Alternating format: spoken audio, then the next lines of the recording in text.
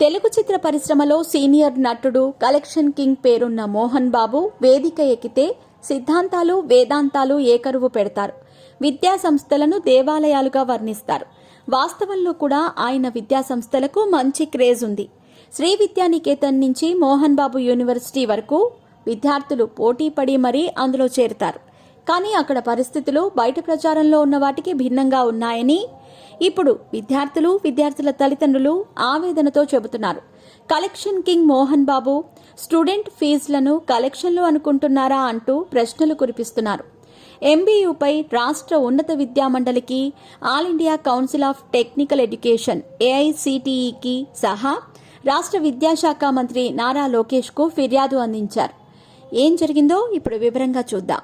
మంచు ఫ్యామిలీ 1992లో శ్రీ విద్యానికేతన్ విద్యా సంస్థ ఏర్పాటు చేసింది.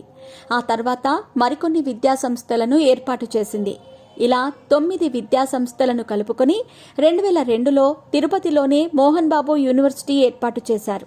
దీనికి అటానమస్ యూనివర్సిటీగా గుర్తింపు పొందారు. యూజీసీ అనుబంధంలోనే ఈ యూనివర్సిటీని నడిపిస్తున్నారు. ఈ యూనివర్సిటీకి ఛాన్సలర్గా పద్మశ్రీ డాక్టర్ మోహన్ బాబు స్వయంగా బాధ్యతల్లో ఉన్నారు. తాజాగా ఈ యూనివర్సిటీలో చదువుతున్న విద్యార్థుల తల్లిదండ్రులు వర్సిటీకి షాక్ ఇచ్చారు. వర్సిటీపై తీవ్ర ఆరోపణలు చేశారు.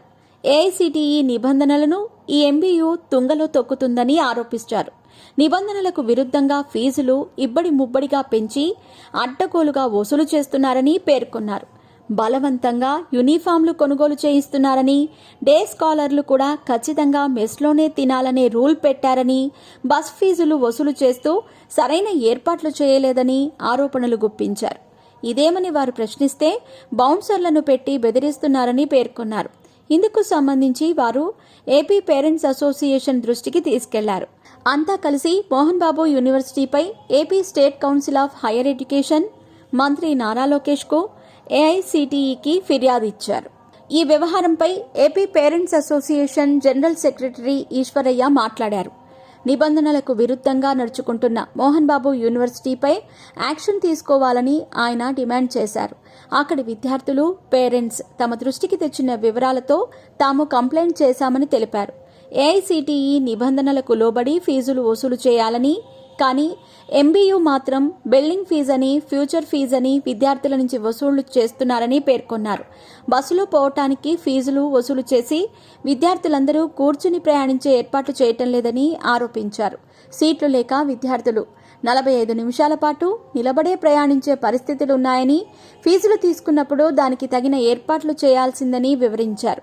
ఇదేమని అడిగితే బౌన్సర్లను చూపి బెదిరిస్తున్నారని పేర్కొన్నారు. ఈ యూనివర్సిటీ 100 మంది వరకు బౌన్సర్లను ఏర్పాటు చేసుకుందని తెలిపారు. ఈ బౌన్సర్లు విద్యార్థులతో పాటు పేరెంట్స్తోనూ 1-2 సార్లు అమర్యాదకరంగా వ్యవహరించారని చెప్పారు.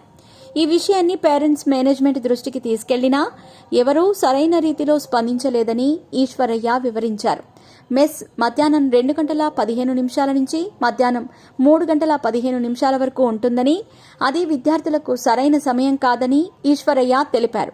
ఇక ఆ యూనివర్సిటీలోని అధ్యాపక వర్గం గురించి మాట్లాడుతూ అక్కడ పనిచేస్తున్న లెక్చరర్లను ఏఐసిటిఈ నిబంధనలకు అనుగుణంగా నైపుణ్యాలు, అర్హతలను పరిగణలోకి తీసుకుని నియమించుకోలేదని ఆరోపించారు. అకాడమిక్ ఇయర్ మొదలై 2 మాసాలు కూడా పూర్తి కాకముందే, వారి కాంట్రాక్ట్ కూడా ముగియకముందే సుమారు 15 మంది లెక్చరర్స్ రాజీనామా చేశారని వివరించారు. కొంతమంది ఉపాధ్యాయులకు సరైన వేతనాలు అందక హైకోర్టును ఆశ్రయించిన పరిస్థితులు కూడా ఉన్నాయని చెప్పారు. ఇలాంటి పరిస్థితుల్లో విద్యార్థుల నుంచి లక్షల రూపాయలు ఫీజులుగా వసూలు చేస్తున్నారన్నారు. తాము కట్టిన ఫీజుకు కనీసం 40% న్యాయం కూడా జరగటం లేదని విద్యార్థులు, వారి తల్లిదండ్రులు ఆవేదన వ్యక్తం చేస్తున్నట్టు ఈశ్వరయ్య వివరించారు. రాష్ట్రంలోని కాలేజీల్లో ఫీజులను క్రమబద్దీకరించడానికి ఫీజ్ రెగ్యులేషన్ కమిటీ ఉన్నదని ఈశ్వరయ్య వివరించారు. ఒక్కో ఇంజనీరింగ్ కాలేజీ అది అందించే సౌకర్యాలను బట్టి ఫీజులు వసూలు చేసుకోవటానికి ఈ కమిటీ అవకాశం ఇస్తుందని, కానీ మోహన్ బాబు యూనివర్సిటీ విషయానికొస్తే వారు ఆడిందే ఆట, పాడిందే పాటగా ఉన్నదని ఆరోపించారు.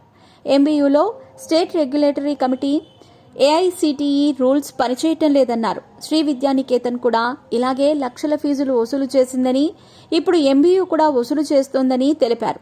క్యాంపస్ పెద్దగా ఉందని, అక్కడ సీటు కావాలంటే లక్షలు చెల్లించుకోవాల్సిందేననే పద్ధతి ఉందనని చెప్పారు. మోహన్ బాబు ఏం చేసినా చెల్లుబాటవుతుందని, ఆయనను అడిగేవారు ఉండరనే పరిస్థితి ఉన్నదని ఈశ్వరయ్య తీవ్ర ఆరోపణలు చేశారు.